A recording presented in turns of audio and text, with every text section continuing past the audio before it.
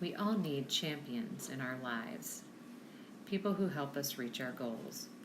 I recently reflected on the champions that created the pieces that made me, well, me. I've had a blessed life thus far. A few days ago, I took some time to think about who were my models, my advocates, those who determined my efforts and my attitudes.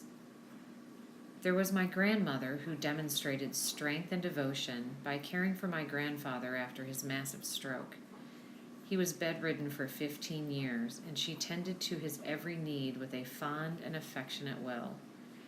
She was steel strong, wrapped in tenderness and patience. There were my parents who modeled what true commitment is over time and through life's ups and downs. My parents never give up on anything or anyone, especially each other. There were my siblings who continuously set the bar so high that I learned to fight, yes, physically and literally, for everything I wanted.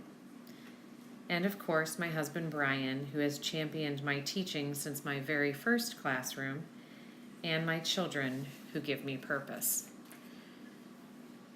There were devout nuns like Sister Alexander and Sister Anita who reminded me that my faith matters. There were coaches like Sergio Stadler who expected there to be no difference in the classroom and the court. 32 years later, I still remember the saying posted above his chalkboard. Every student is gifted. Some just open their packages sooner than others. Be patient. Coach Debbie Keegan, who I always thought hated me because she pulled me into her office and berated me on how I wasn't working to my full potential. She literally said, "I know you are 15 years old, but stop acting like it or you won't reach your goals." And she was right. There were teachers like Mrs. Stafford who fostered my love of reading. In 5th grade, she read aloud Mrs. Frisbee and the Rats of Nim, My Brother Sam is Dead, Where the Red Fern Grows, and Roll of Thunder, Hear My Cry. I have been hooked ever since. I had amazing teacher like the always, and I mean always positive Miss Copeland and the goofball Mr. Green who made math fun. At age 22, I moved to Corona, California to teach 1st grade, and yes, I dyed my hair platinum blonde since I was in La La Land. I was the eager and energetic young teacher who had so much to learn but thought she knew it all. Then I was introduced to Jean Horn, a fellow 1st grade teacher who was soft-spoken, modest, and scholarly.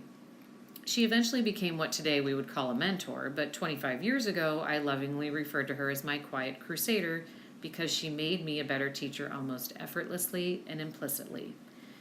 In the fall of my first year, our principal asked if I wanted to join Jean at the NCTM, National Council of Teacher of Mathematics Convention in Palm Springs. Sure, I said. Little did my naive self realize that Jean was presenting. She trained attendees on how to teach math skills using literature, specifically 3 different versions of The Little Red Hen. I was in awe, to say the least. I mean, the room she presented in was 2 doors down from Eric Carle. Yes, that Eric Carle. A few days later, and knowing I had moved from Michigan with nothing more than a carload of my things, Jean offered to give me her teaching materials she was no longer using. As I pulled up to her house, she opened her garage door. The garage was spilling over with textbooks. It prompted me to ask if her husband sold textbooks or worked for a publisher. No, I found out that Jean was a consultant for the Department of Ed, both at the state and federal level. I'd only been in California for 6 short weeks, but at that moment, as I pulled away from Jean's house that day, I realized that my time as a teacher in California was going to be filled with exponential learning and growth. And it was. Jean was one of my champions in life, my teaching champion. And she did it with such generosity and humility that I almost didn't realize how great my quiet crusader was.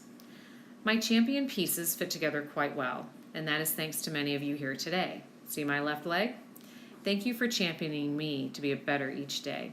And let's work this year to advocate, support, and do all we can for our students and each other.